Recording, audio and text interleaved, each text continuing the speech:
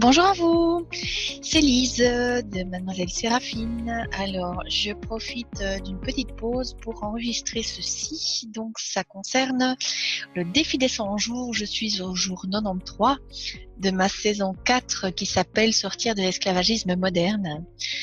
Et je ne suis apparemment pas encore arrivée au bout de mes peines. Il y a en ce moment pas mal de choses qui remontent. Je me sens prisonnière de ma vie telle qu'elle est actuellement, même si j'y ai déjà apporté beaucoup de changements, même si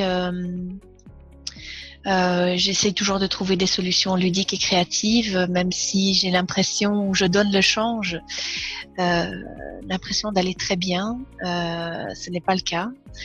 J'ai pas mal de peurs qui remontent justement.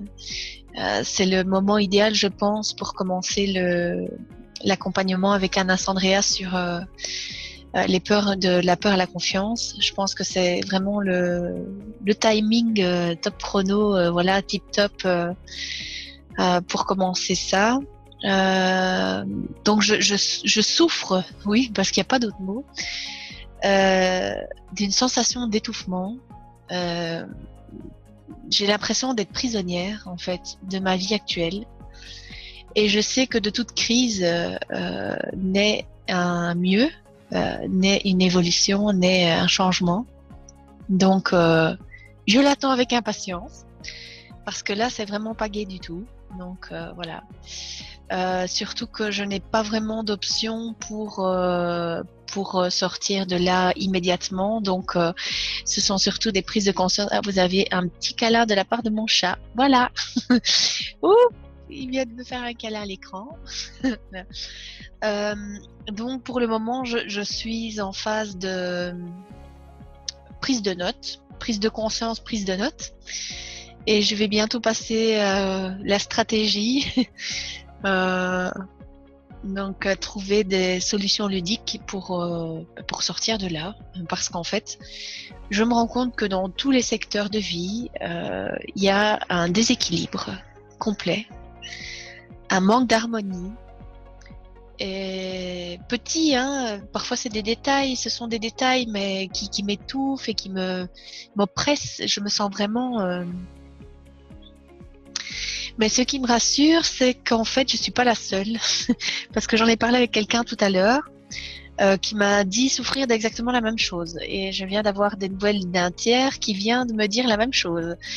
Est-ce qu'on manque de temps? Est-ce que c'est le moment nécessaire ou la période idéale pour se séparer de cette mémoire qui fait de nous un esclave finalement?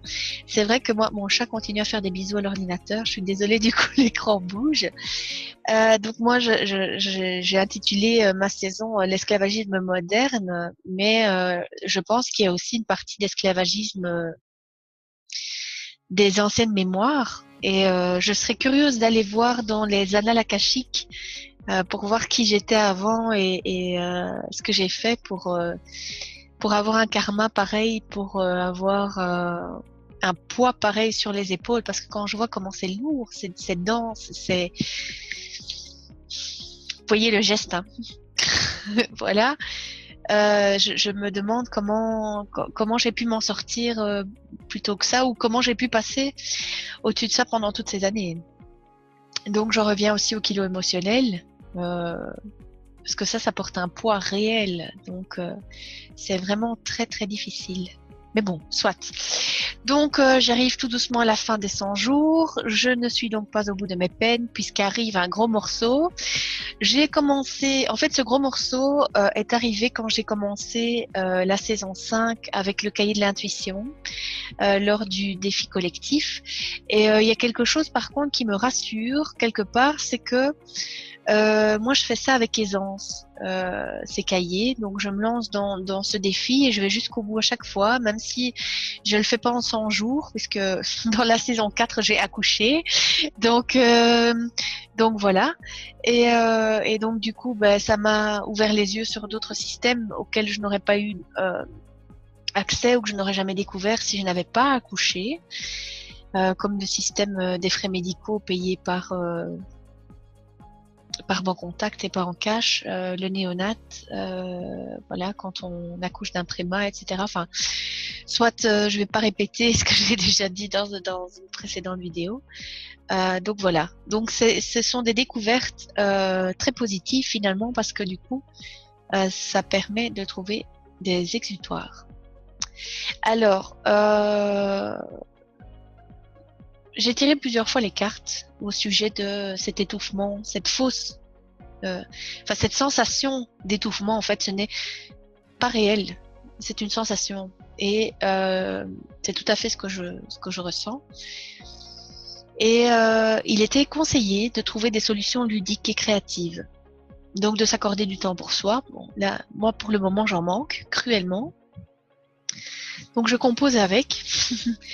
Mais donc il était conseillé de trouver des solutions ludiques et créatives tout en restant dans la compassion et dans l'amour de soi. Travailler au Ho'oponopono, je pense que là c'est vraiment le super moment. Et je pense que je vais faire appel aux fleurs de bac aussi. Je sais pas encore trop lesquelles, mais vous savez j'ai ce jeu de cartes aussi où voilà où l'inspiration guide mes mains de toute façon. Donc voilà. Alors, je vous souhaite encore beaucoup de courage, vous qui suivez ce défi. Vous êtes pas mal à me témoigner que pour vous c'est compliqué d'aller jusqu'au bout, de l'entreprendre, que vous bloquez en route. C'est pas mon coaching, c'est le défi de Lilou, donc débrouillez-vous avec elle. Non, tout ça pour dire que c'est peut-être justement pas le bon moment, ou que vous n'êtes pas équipé correctement, ou que votre objectif est trop haut à atteindre. Mettez des marches pour y arriver, faites un escalier, marche par marche, pour vivre des succès et pas directement essayer de faire un bond et vivre l'échec. Ça, vous restez dans une positive attitude et voilà. Ah oui, il y a aussi quelque chose que je voulais partager, c'est que de ces temps-ci, et depuis que j'ai commencé le cahier de l'intuition également, donc il y a vraiment des choses qui remuent, je suis très pessimiste, ce qui ne me ressemble absolument pas. Je me rends compte que j'ai eu dans mes fréquentations, parce qu'elles ont volé illico presto dès que je les ai démasquées, des gens qui entretenaient ce côté négatif de moi, qui finalement se trouvaient très bien avec, parce que ça, il y avait certainement des bénéfices secondaires à ça. Donc voilà, donc je me suis aussi rendu compte que je n'arrivais plus à appliquer les accords Toltec, alors que j'applique la voie Toltec depuis 10 ans, même plus. Et je ne vais même pas essayer d'arrêter de râler parce que ça fait partie de mon quotidien pour le moment. Donc je suis vraiment dans un... Voilà, c'est le brassage négatif, vous voyez, tout qui remonte, là, tout qui fait surface, pour être nettoyé de toute façon. Donc Ho'oponopono, messieurs, dames. À bientôt dans une prochaine vidéo.